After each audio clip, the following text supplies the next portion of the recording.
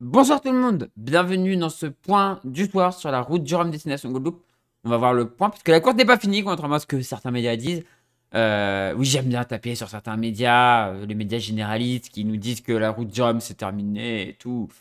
Oui, ben non en fait. Ok, dans la nuit on va voir l'arrivée du dernier. Enfin dans quelques heures on va voir l'arrivée du dernier vainqueur, vu que de la catégorie Rhum Mono.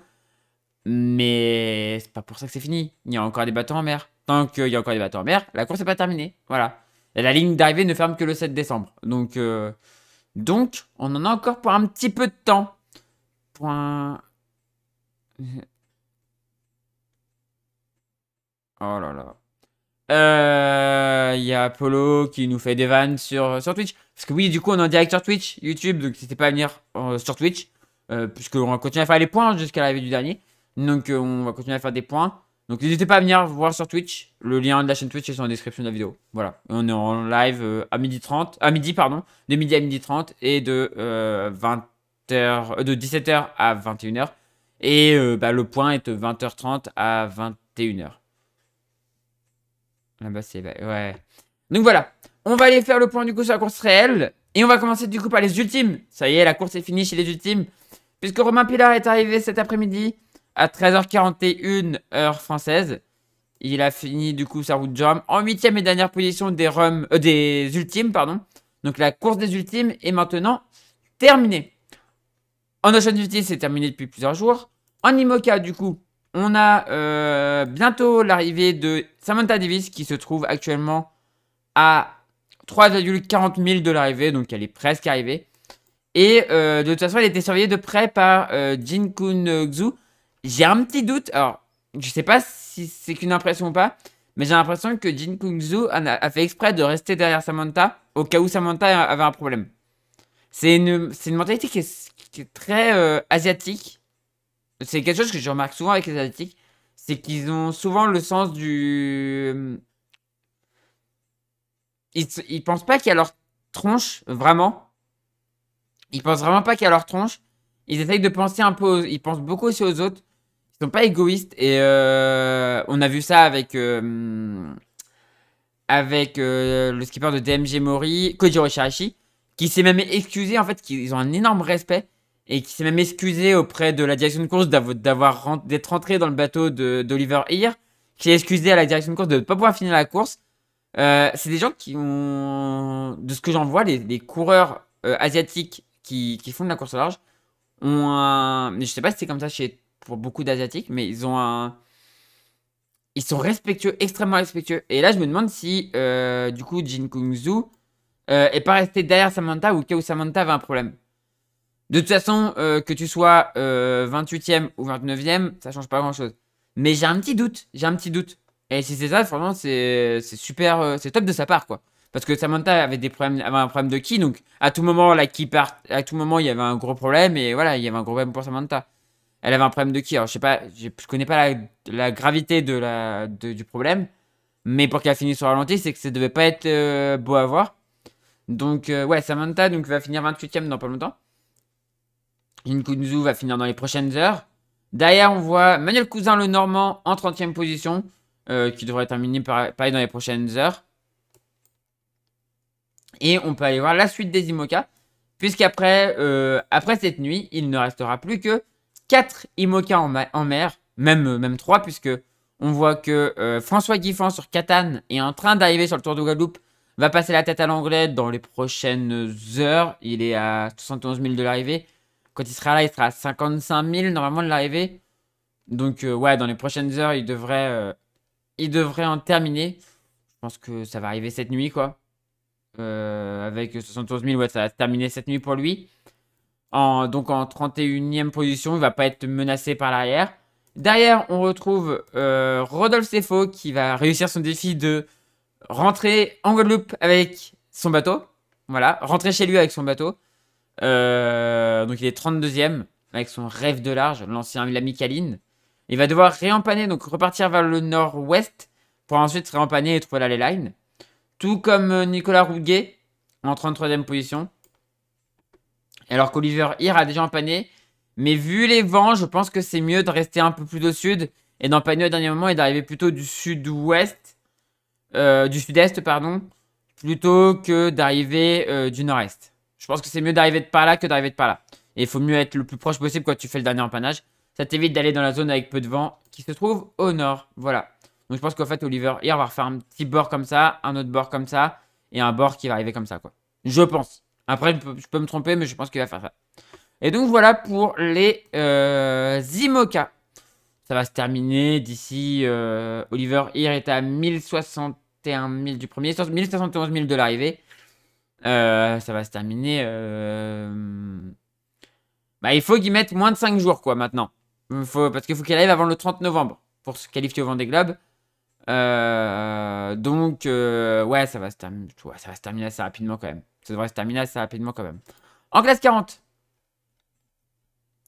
En classe 40, on a eu des nouvelles arrivées aujourd'hui. Donc là, c'était hier. Et donc, on a eu l'arrivée de Martin Le Pape. On a eu une arrivée, celle de Martin Le Pape à 18h45 en 9ème position. Et on va bientôt avoir l'arrivée d'Axel Tréhin sur Project Rescue Ocean en 10ème position. Il devrait pouvoir garder sa 10ème position, même si on voit un Quito de Pavan qui a actuellement à 8 nœuds 2, là 8 nœuds. Ça peut encore jouer, mais non, je pense quand même qu'Axel Tréhin gardera la 10ème place face à Quito de Pavan 11ème.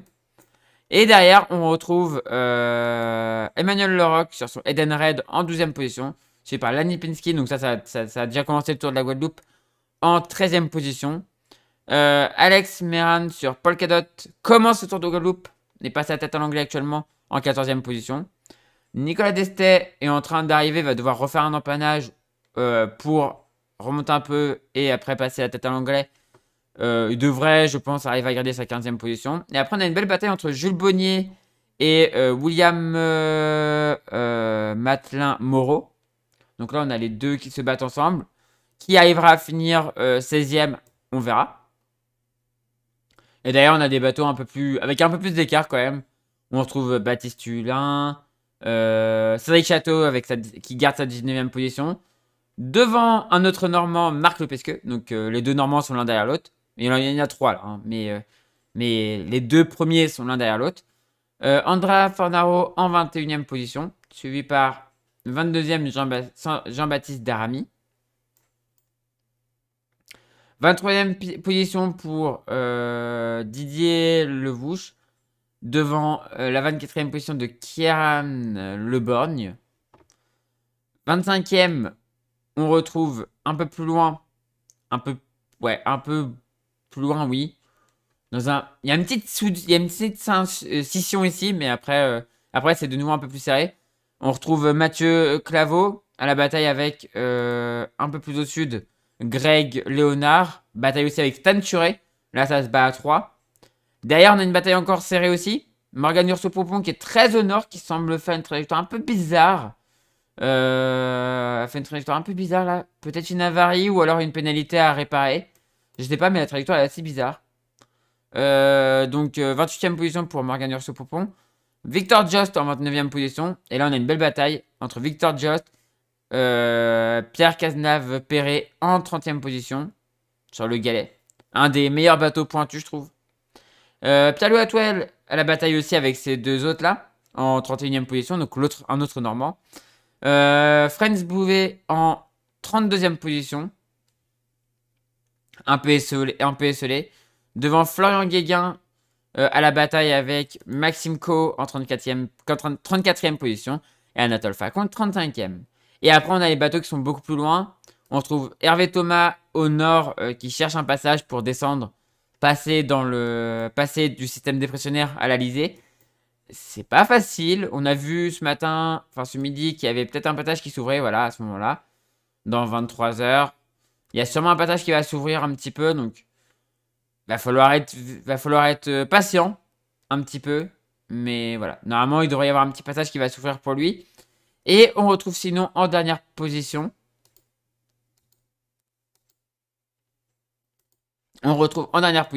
Kenny Piprol sur Captain Alternance en 37ème et dernière position des classes 40 qui lui entame sa traversée Même si j'ai ça depuis plusieurs jours, et à mon avis, il faut qu'il descende encore un peu plus sud pour être tranquille et pas être embêté par les vents faibles qu'il y a au nord. Voilà.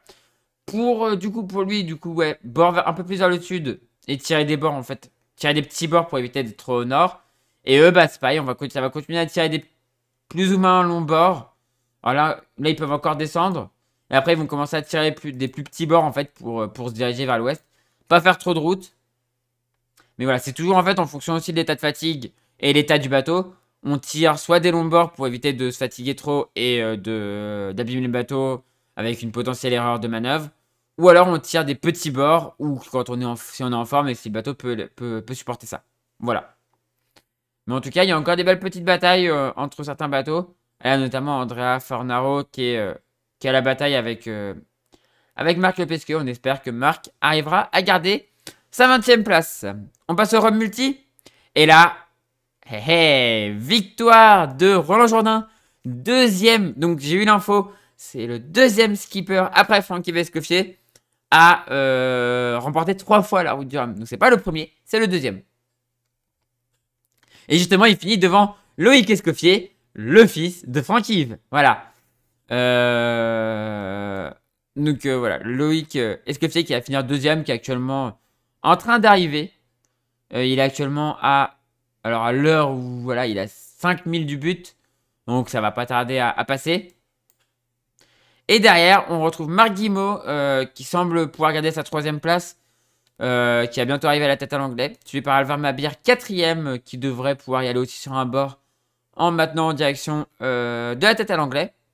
Et ensuite, un peu plus loin, Gwen Chaplin qui remonte vers le nord pour trouver son cadre sur la tête à l'anglais. Et là, la belle bataille entre Fabrice Payen et Philippe Poupon, qui sont encore assez loin de l'arrivée. Hein, 522 000 de l'arrivée pour Fabrice Payen, 544 pour Philippe Poupon, mais c'est 554 pardon pour Philippe Poupon et 522 oui pour Fabrice Payen. C'est très serré quand même, hein. C'est quand même très serré, on verra qui finira devant. Et Étienne Hachette sur son Pierre 2 qui tient très bien aussi, je suis très très étonné quand même. Hein. Et d'ailleurs on retrouve la bataille des 4, même si on voit quand même un Laurent Etemer sur Rapi qui commence à être un peu distancé. Même s'il va avoir un peu plus d'air, donc peut-être qu'il réussira à revenir. Mais sinon, la bataille là avec trois vieux trimarans.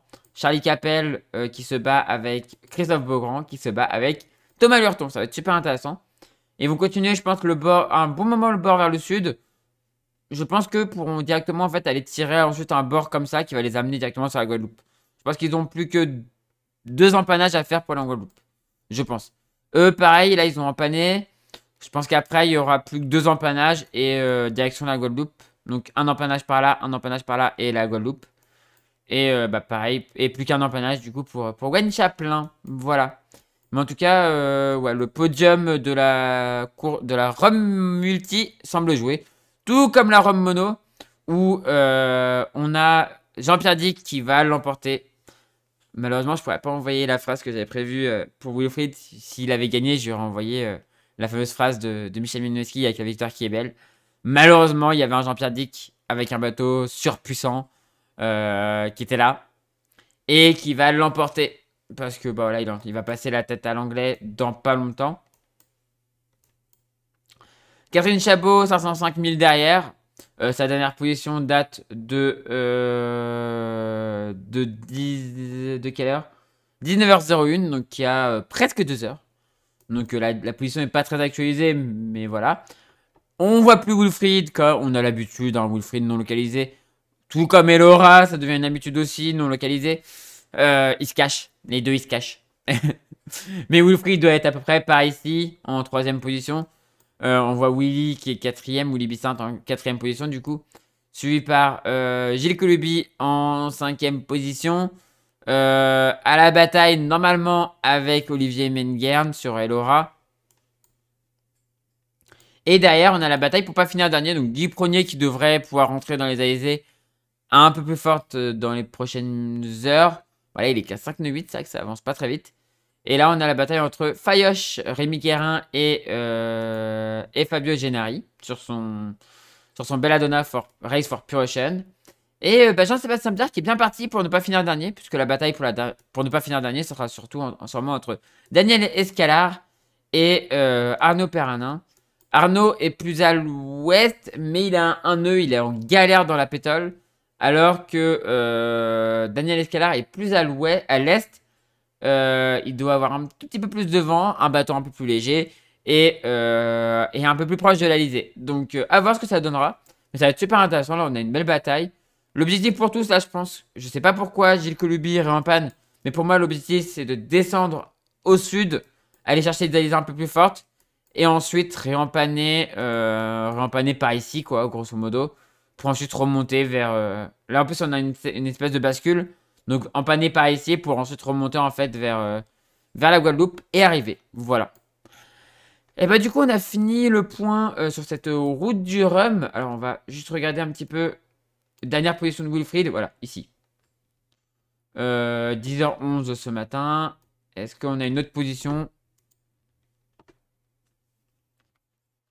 10h11, toujours pas.